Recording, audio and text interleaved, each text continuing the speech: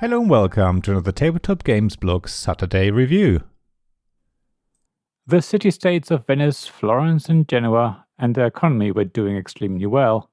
However, their military strength was extremely lacking, not only in size but also in experience and conviction. It was clear that strong soldiers with real battle experience were needed. So when the English soldiers returned from the Crusades, they were welcomed with open arms. Finally, the city-states would be able to extend their reach and influence, thanks to the wonderful Condottiere by Dominic Erhardt, Duccio Vitale, and Justin Campainen from Z-Man Games. After having played The King is Dead 2nd edition many times and enjoying it a lot, a friend of mine came across Condottiere and thought it would be a wise investment. Both games have a lot of similarities, but there are also a few key differences that give each a unique feel. In Condottiere, you represent a region in Italy, and your aim is either to control 3 connected regions or 5 regions overall, irrespective of whether they're next to each other or not. Everyone starts with a hand of 10 cards, but these cards are drawn from a shared deck of over 50 shuffled cards, most of which represent a Condottiere, an English soldier, with a strength between 1 and 10. It's mainly these cards that decide who wins control of a region. There are also a number of special cards that have different effects, some of which also add to your military strength, but are usually played for their action. Similarly to The King is Dead 2nd edition, everyone takes turns playing a single card from the hand, or passing. When you pass, you can no longer play any more cards in the current round. So it's up to you if you want to play a lot of cards now to ensure control of the currently contested region, or if you keep cards back to give you a better chance of winning the next region. Hand management is everything in this game. Your hand of cards only gets refilled when everyone but one player has no cards left.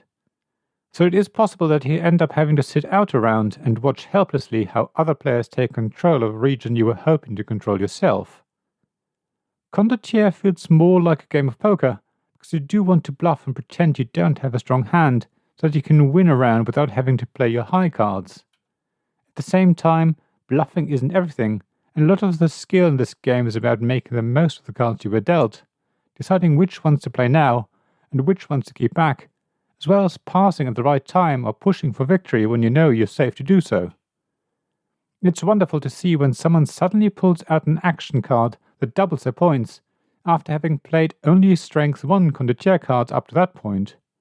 So when you think you've got this round in the bag, someone can easily turn everything upside down, and you end up having played great cards for no benefit, leaving you in an even weaker position for the next round.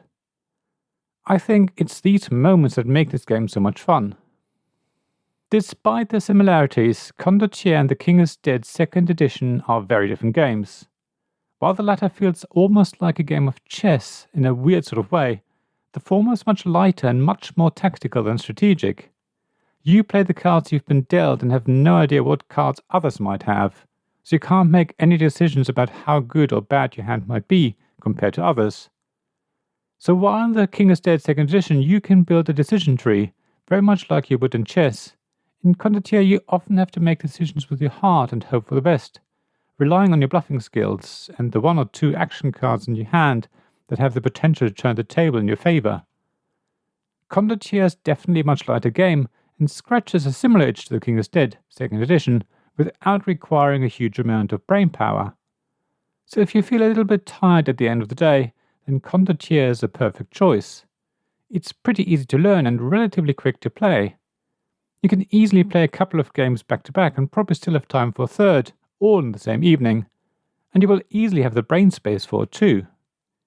In fact, it's the sort of game that benefits from playing several times with the same people, because you will develop your own meta of the game. You will start to predict what cards others are likely to play and how to react to that, until they change their approach and surprise you. The more you play the game, the more fun it becomes. Thank you for listening to this Tabletop Games Blog Saturday Review podcast. Please check the description below for links mentioned in this episode, as well as to the written version of this article on the blog. If you enjoyed this episode, please subscribe, give us some stars or leave a review. Please also tell your friends about me, and if you want to offer financial support, check out my Patreon and Ko-fi pages, links to which you'll find in the blog at tabletopgamesblog.com.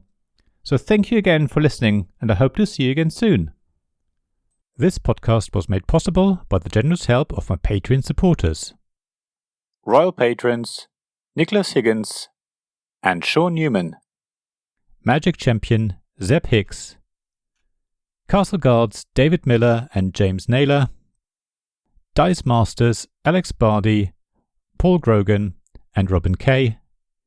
And Shining Lights Gavin Jones, Sarah Reed, Richard Simpson and Tim Vernick.